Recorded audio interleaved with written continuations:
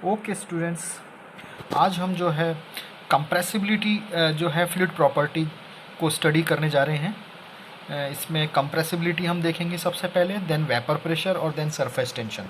तीन fluid properties को हम इस वीडियो में डिस्कस कर रहे हैं। तो सबसे पहले हम लेते हैं कंप्रेसिबिलिटी, हिंदी में इसको संपीडयता कहते हैं। ये क्या होता है? तो देखिए, फ्लूइड पर जब भी क्या होता है कि हम कोई एक्सटर्नल फोर्स, फ्लूइड में भी जो कंप्रेसिबिलिटी जो प्रॉपर्टी है वो गैस के लिए ज़्यादा एप्लीकेबल है, गैस एंड एयर।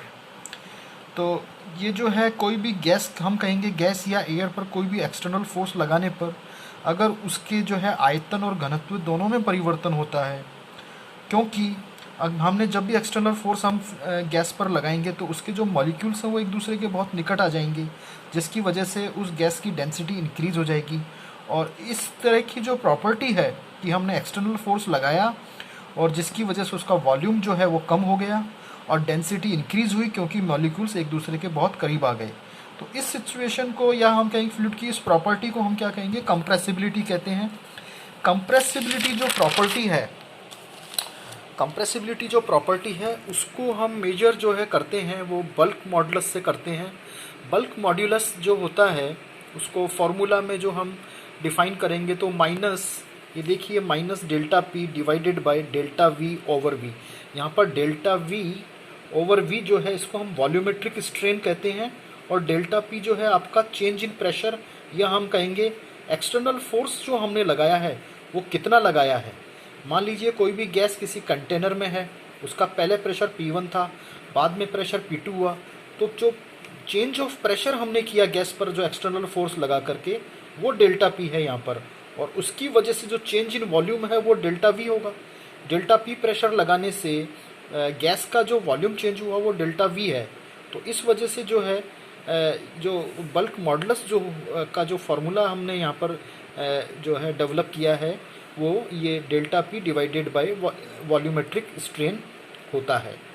तो यहाँ पर ये इसको और ज़्यादा ठीक से इसको हर एक क्वांटिटी को यहाँ पर इन्होंने डिफाइन किया है। तो डेल्टा वी जो है चेंज इन वॉल्यूम है, क्यों है? Due to delta P change of pressure. जब डेल्टा पी हमने जो है गैस का प्रेशर चेंज किया, उसकी वजह से वॉल्यूम जो चेंज हुआ है वो डेल्टा वी है, और डेल्टा पी जो है एक्सटर्नल प्रेशर हमने अप्लाई किया ही है। डेल्टा वी ओवर वी जैसा भी हमने बताया, ये वॉल्यूमेट्रिक स्ट्रेन होती है, और वी जो है फ्लूइड का या गैस का, यहाँ पर गैस की बात करेंगे, कंप्रेसिबिलिटी को अगर हम डिफाइन कर रहे हैं तो उसका वी यहाँ पर वॉल्यूम है। तो ये जो है इसका एक मतलब जो है कंप्रेसिबिलिटी एक प्रॉपर्टी होती है, जनरली गैसेज एंड एयर में पाई जाती है। अब नेक्स्ट जो है हम डिस्कस करने जा रहे हैं वो है ये है वेपर प्रेशर।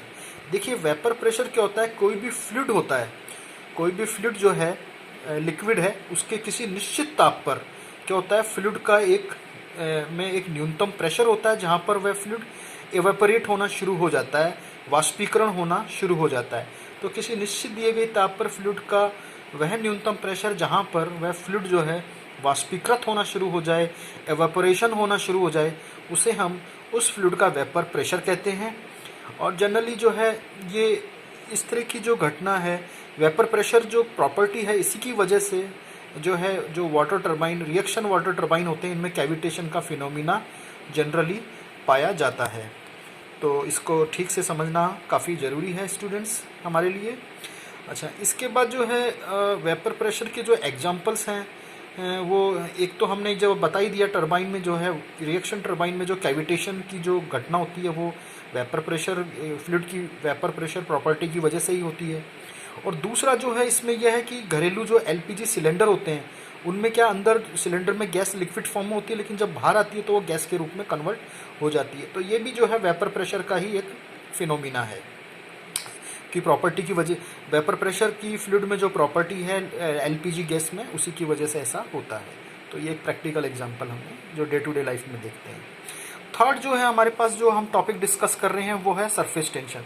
देखिए, सरफेस टेंशन को हम इस तरह डिफाइन करते हैं कि जो लिक्विड का जो या फ्लूइड का जो फ्री सरफेस है, फ्री सरफेस पर क्या होता है, एक टेंसाइल फोर्स एक वर्क कर रहा होता है, और इसे हम जो है सरफेस टेंशन कहते हैं, जिसकी वजह से क्या होता है कि ये लिक्विड सरफेस अपने सरफेस एरिया को मिनिमम बनाने का प्रयास करता है।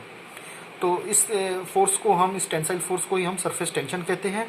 और इसमें क्या होता है कि देखिए हम दो तरह के और प्रॉपर्टीज डिस्कस करते हैं, जिसमें कोहेसन और एडहेसन दोनों ही देखिए एक फोर्स ऑफ अट्रैक्शन है। लेकिन कोहेसन में क्या होता है कि जो फोर्स ऑफ अट्रैक्शन होता है वो सेम टाइप्स ऑफ मॉलिक्यूल्स में होता है, मानी सेम सब्सटेंस के मॉलिक्यूल्स के बीच में जो अट्रैक्शन फोर्स है उसको कोहेसन कहते हैं। जबकि एडहेसन जो होता है वो फोर्स ऑफ अट्रैक्शन होता है, लेकिन वो डिफरेंट मटेरियल्स के मॉलिक्यूल्स के बीच में होता है। मानी अगर मॉलिक्यूल अट्रैक्शन फोर्स है वो अनलाइक मॉलिक्यूल्स है उनके बीच में, then this is adhesion. And if attraction force जो है वो सिमिलर मॉलिक्यूल्स के बीच में, then this is known as cohesion. तो सरफेस टेंशन की स्टडी के लिए ये दोनों जो है फ्लूइड की प्रॉपर्टी, इनके बारे में भी जानकारी होना जरूरी है।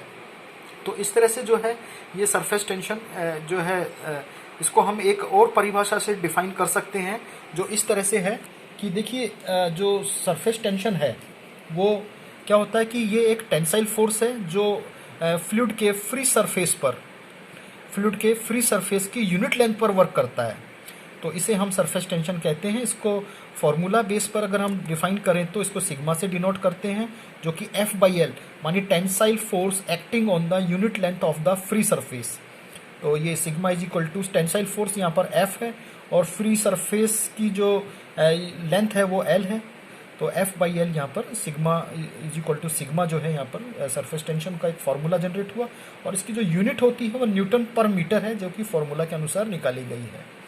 तो ये सब तीनों प्रॉपर्टीज़ हैं फ्लूइड की स्टूडेंट्स, आप इनको ठीक से स्टडी कीजिए, और जो है ये these are very useful for the mechanical engineering students in fluid mechanics. Thank you.